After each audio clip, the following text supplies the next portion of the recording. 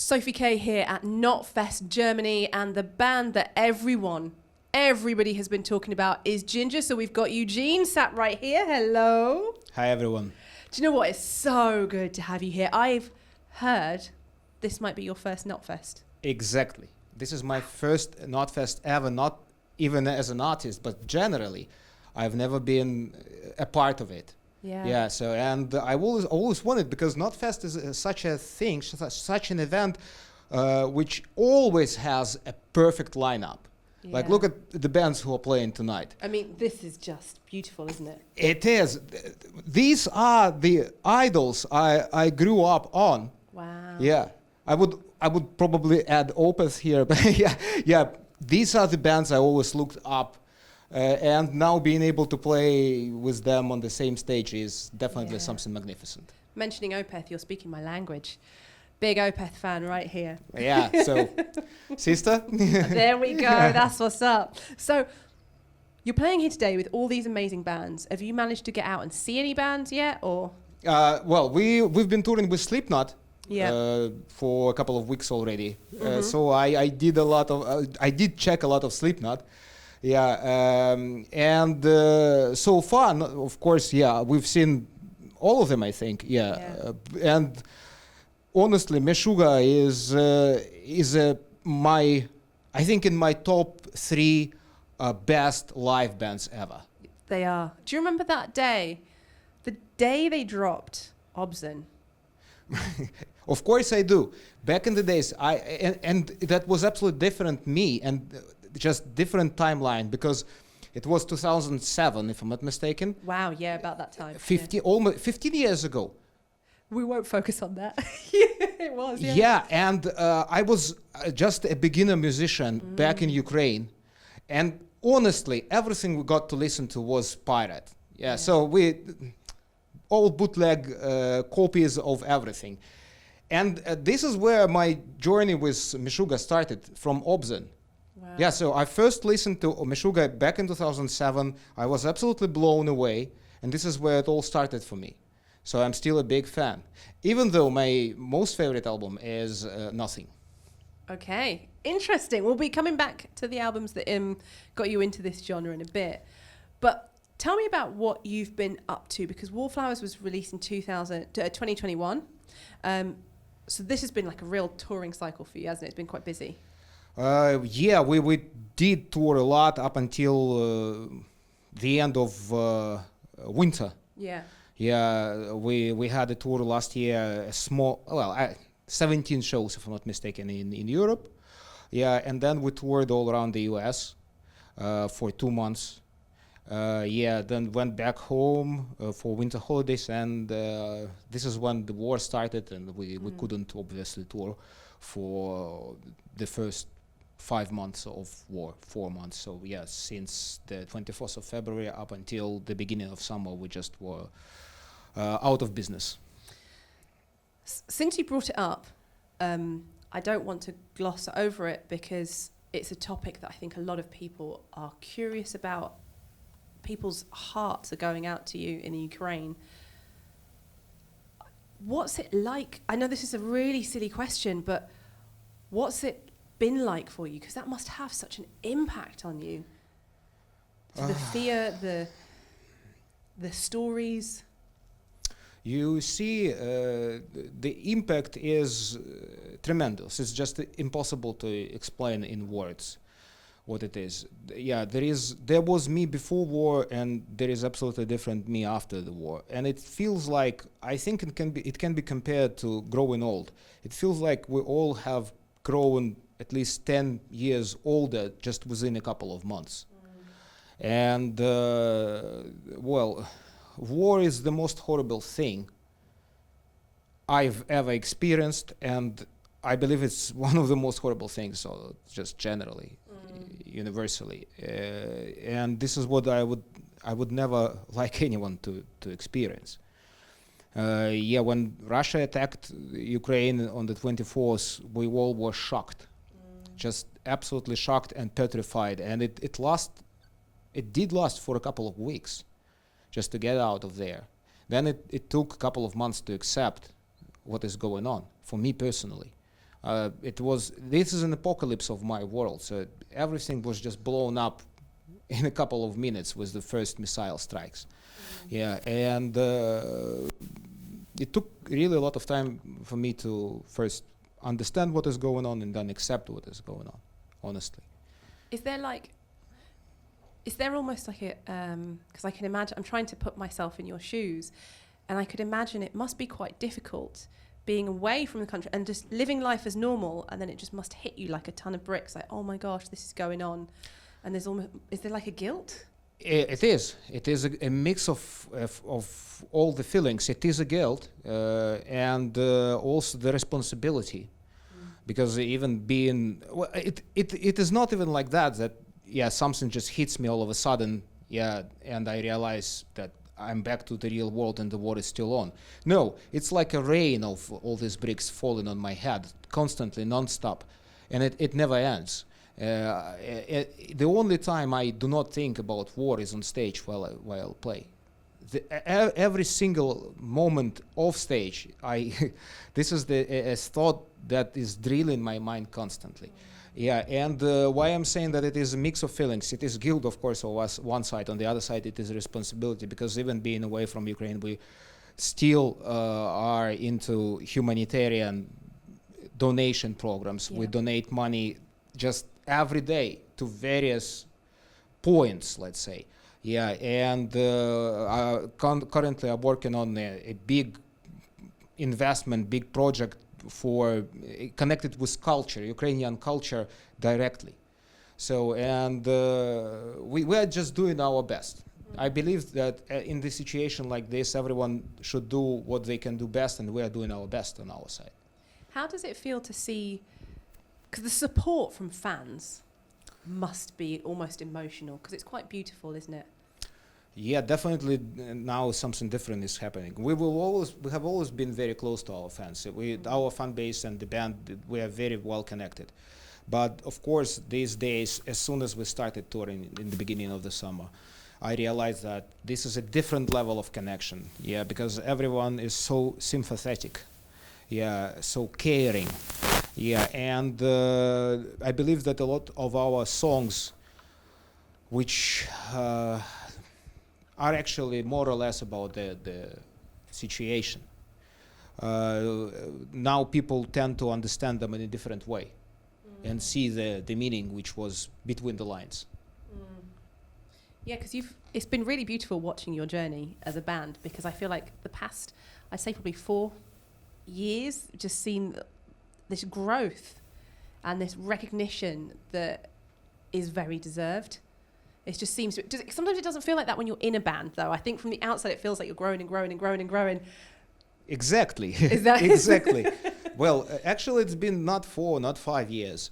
The journey is way longer. Like we first started touring back in 2013.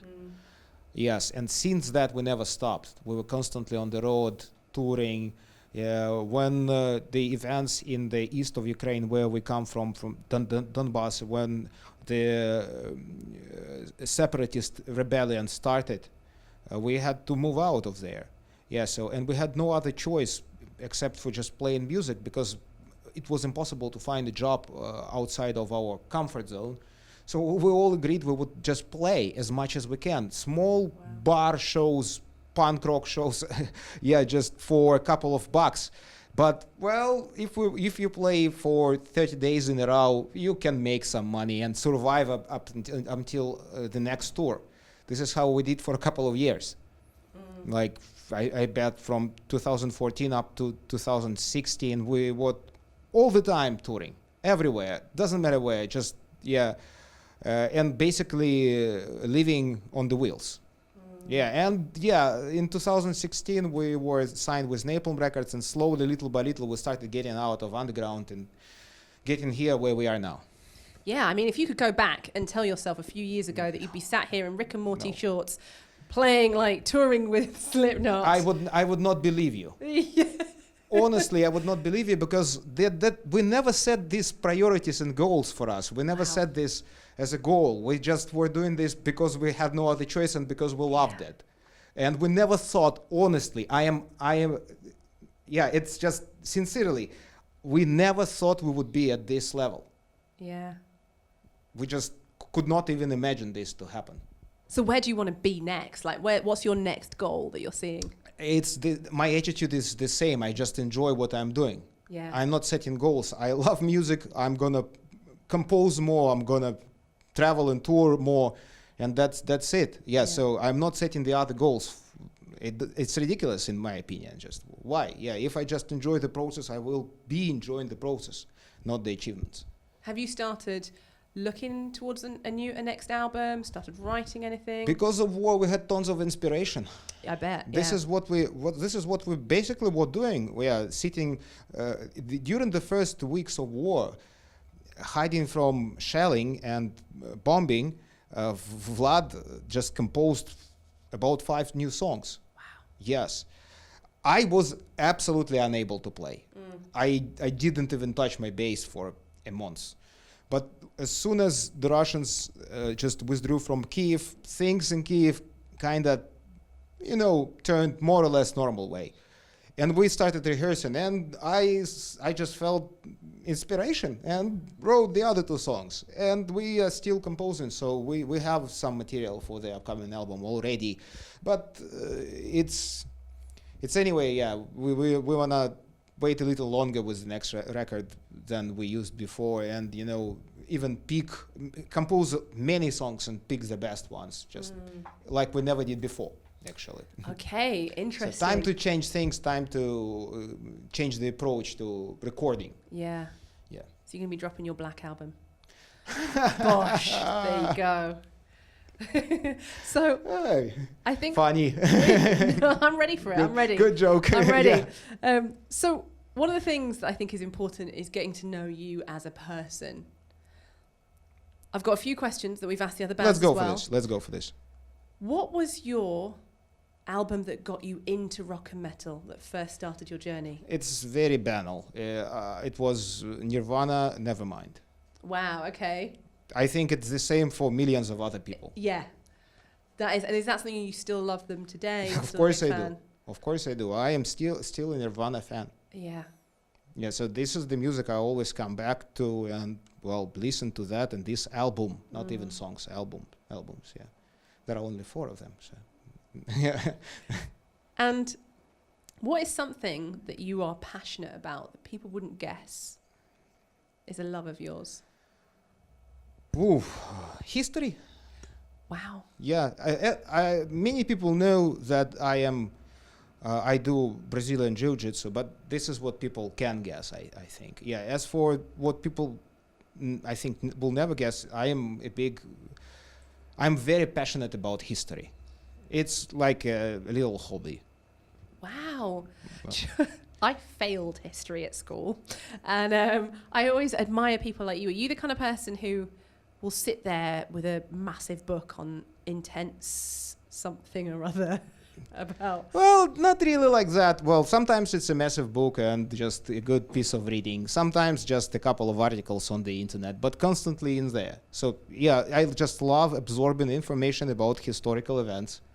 Can you give us either a fact about somebody in history or somebody in history that really stands out to you? Honestly, none. I've got one for you. Right, random. I failed history, so it could be a lie. Apparently, Napoleon is known for being really short. Actually, he wasn't short. He was just the same height as people at the time. You're talking about Napoleon, yeah, right? Yes. Yeah, so, yeah. He wasn't short, definitely. No, he wasn't. He wasn't. He was normal. It's a myth. Normal height Yeah. at the time is a myth. It's a myth, yeah. There we go. And he is actually a very interesting and controversial person in history, because on one hand, he was one of those who overthrew monarchy, yeah, for the sake of democracy. Yeah. And then he became a dictator. Yeah. Such a interesting and beautiful on one hand story, especially considering all his affairs, yeah, and love affairs, I mean. But on the other hand, it is brutal and horrible. Yeah. How naive people can be, yeah, going and following somebody. That's true. Your brain is amazing. There's just so much information up there. I can see it. I can see it like all just stored. Scanning me through. What was the weirdest place that you've been recognized? Well, I am often recognized on the mats when I travel and just go to a random gym, BJJ dojo, to have a training, and often recognized there. So when you're being choked by somebody and somebody all of a sudden says, "Oh, you play in Jinjer, yeah, yeah," and you tap at the same time. So it's weird. It happens sometimes like that. Would you ever have a jiu-jitsu, is it a fight with Matt Heafy? Because I know he's a big fan of that as well. Matt Heafy? Matt Heafy from Trivium. Matt Heafy, yeah. I know that he is a BJJ practitioner, and I would love to roll with him, honestly. He is of a higher rank, if I'm not mistaken. He is either brown or black belt already. I am just blue belt. But if he doesn't mind, I would gladly roll with him. That's like, you know when you have boxers and they do that video going, "I'm going to take you down." That was like a really light version. I will never do anything like that. No shit talking, nothing like that. Because I don't even consider this to be good in the world of martial arts. Because martial arts is not only about just punching and kicking people and making them feel pain, but also this is a very huge philosophical aspect, which is now being just erased because of the media approach to the sport. Okay, fair. Sorry for that. No, fair. What would you say was your most ridiculous purchase that you don't regret buying? It's been really tons of that. Yeah, like it very often it happens with video games. I mean, how I'm sure it's mutual for everyone. They're like, people often buy a game and never play it. It must have happened to you too. Mine would probably be more clothes, just buying them and never wearing them. But yeah, I see what you're saying. So video games, very often I buy a video game and never play it, and it's definitely a waste of money. What else? I'm sure there are a lot of them, but there's nothing comes into my mind now. If we said, right, you can have all the money, any money, you can buy one ridiculous thing, what would be the thing where you're like, ooh, I am gonna get it's a very, very torturing question, because you're talking about things which even I cannot even imagine having them in separately, like all the money, buying something I do not need. Yeah, even separately, it's not about me. Yeah, I don't want a lot of money actually, and I don't want to buy ridiculous things. But anyway, yeah, sorry to interrupt you. No, Yeah. do you know what? I think that's a really lovely answer, because it shows you as a person and your personality and how humble and down to earth you are. But one day, Thank you. when we're going to Jinjerfest, right, and you pull up in your really expensive cars, when you pull up in your Maserati with the wheels spinning, I'm going to come up and remind you of this moment. Okay, and I'm sure I can lay bet that I can gamble that when this happens, and even if there is something like Jinjerfest, and you're gonna see me there just coming up in a quite cheap Korean car, yeah, just of economy class, yeah, and there will be nothing luxurious around me. Apparently that's like Jimmy Page. Apparently that's what Jimmy Page does. He just drives an old car so that no one stares at him and watches. Yeah, I am not that kind of person who will be really, let's say, swimming in luxury. Yeah, Okay. it's not about me. Okay. Well, thank you so much for chatting to us here at KNOTFEST. Thank you very much too. Awesome. Thank you.